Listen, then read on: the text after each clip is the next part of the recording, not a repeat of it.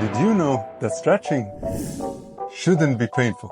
And there's many types of stretching to increase flexibility and range of motion. My name is Faris Solomon. I got my degree in the study of human movement, and here are 5 types of stretching and how they work. Let's go. Stretching is a therapeutic way to increase the length of soft tissue that has been shortened.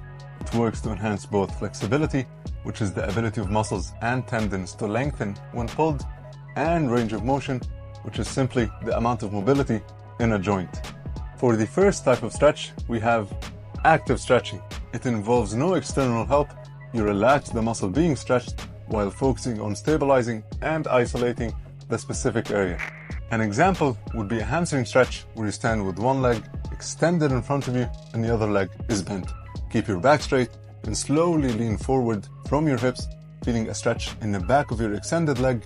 Contract the muscles of the thigh, the quads of the extended leg, slowly while performing the stretch, then releasing the force slowly as well when you're done. For the second type of stretching, we have passive stretching. It involves external assistance, which is done by the use of a partner, equipment, or even gravity to help stretch the muscle without activating the opposing muscle group. An example would be a partner-assisted hamstring stretch where you lie on your back with one leg extended while your partner lifts your other leg towards your chest, helping you stretch your hamstring.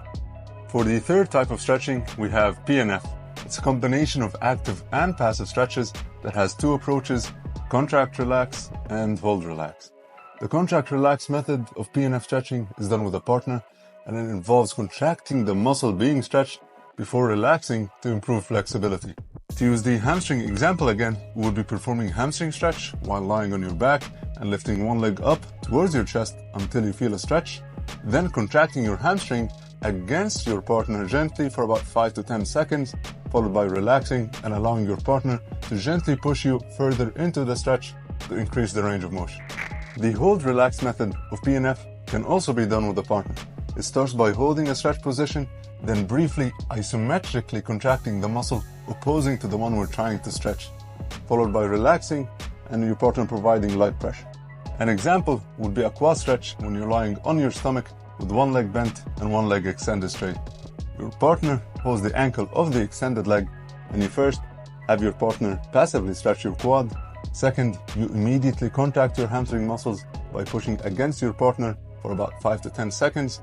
And third, you relax your muscle after the hold.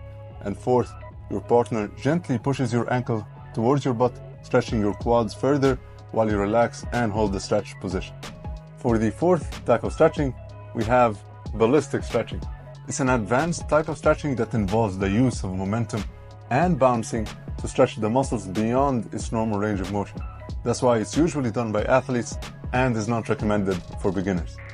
An example would be a hamstring stretch while standing with both legs straight and bending forwards from the waist to try to touch your toes with quick, bouncy movements.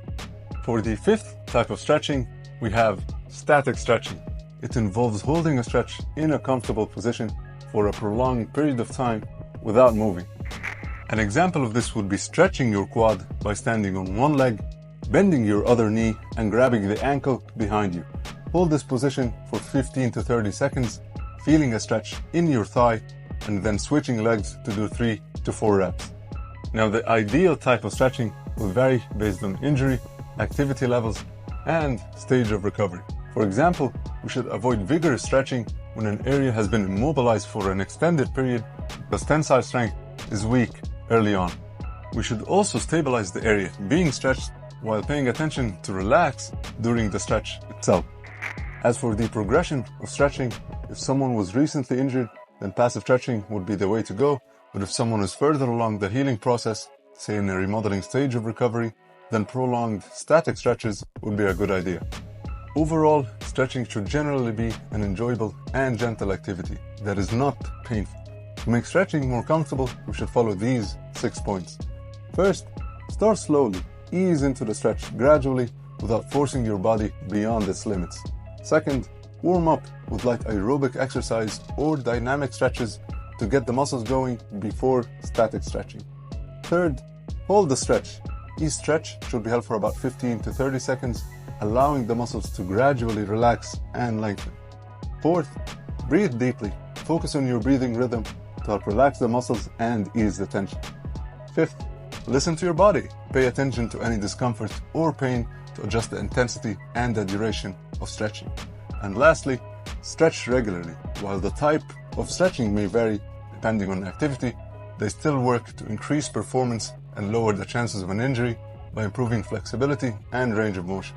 It's best to stretch at least 3 times a week to maintain flexibility, given that, unfortunately, losing progress starts within a week of inactivity. Stay active and mindful.